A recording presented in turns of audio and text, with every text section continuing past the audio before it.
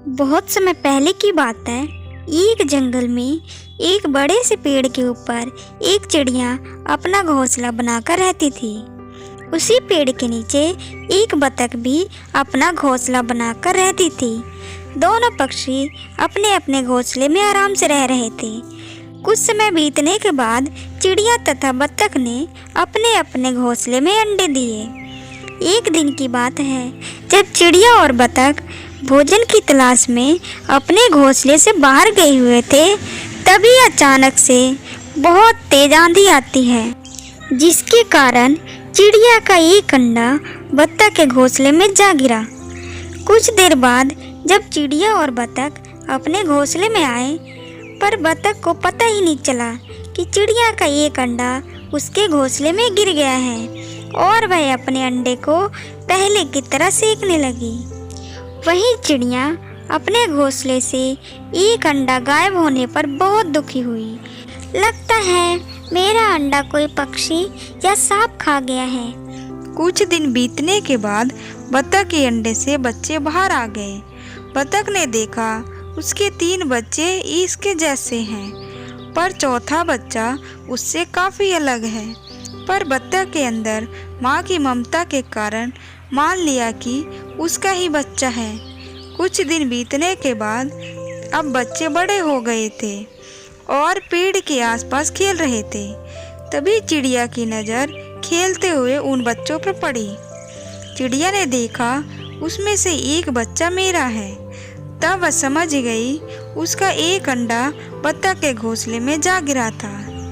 अब चिड़िया बतख के पास आई और बोली, बतख बहन, आपके 4 बच्चे में से एक बच्चा मेरा है। मेरा घोंसला तुम्हारे घोंसले से ठीक ऊपर है और शायद मेरा एक अंडा तुम्हारे घोंसले में आ गिरा था। इसलिए बहन, मेरा बच्चा मुझे लौटा दो। बच्चा? कैसा बच्चा? तुम्हारा कोई बच्चा नहीं है मेरे पास। खबरदार, जब मेरे बच्चों की तरफ आँख उठाकर भी देखा, चली जाओ यहाँ से, वरना मैं पुलिस को बुला लूँगी। बड़ी आई बच्चा लेने वाली। बतख जानती थी कि ये बच्चा मेरा नहीं है, लेकिन उसकी ममता ने उसे रोक दिया और उसने चिड़िया को बच्चा नहीं दिया। चिड़िया ने भी सोचा बच्चा उसके पास ही पेड़ के नीचे रहता है, इसलिए उसके नज़रों के सामने ही रहना होगा, तो जेल जाने का खतरा क्यों लेना। एक दिन की बात है, जब बतख के सारे बच्चे खेल रहे थे, तो उनमें से चिड़िया के बच्चे ने देखा उसके जैसा दिखने वाला पक्षी आसमान में बहुत ऊंचा उड़ रहा है और उसे देखकर उसके मन में सवाल उठा और वह अपनी माँ के पास तुरंत जाकर सवाल पूछने लगा। माँ, ये आसमान में मेरे जैसा दिखने वाला पक्षी इतनी ऊंचाई पर कैसे उड़ रहा है? तो हम क्यों नहीं उड़ सकते? बेटा, हम बतख हैं, जिन्हें भगवान ने जमीन से थोड़ा ऊपर उड़ने के लिए बनाया है और इन पक्षियों को आसमान की ऊंचाई में उड़ने के लिए बनाया है। इसलिए यह ऊंचाई पर उड़ते हैं और हम यहाँ नीचे रहते हैं।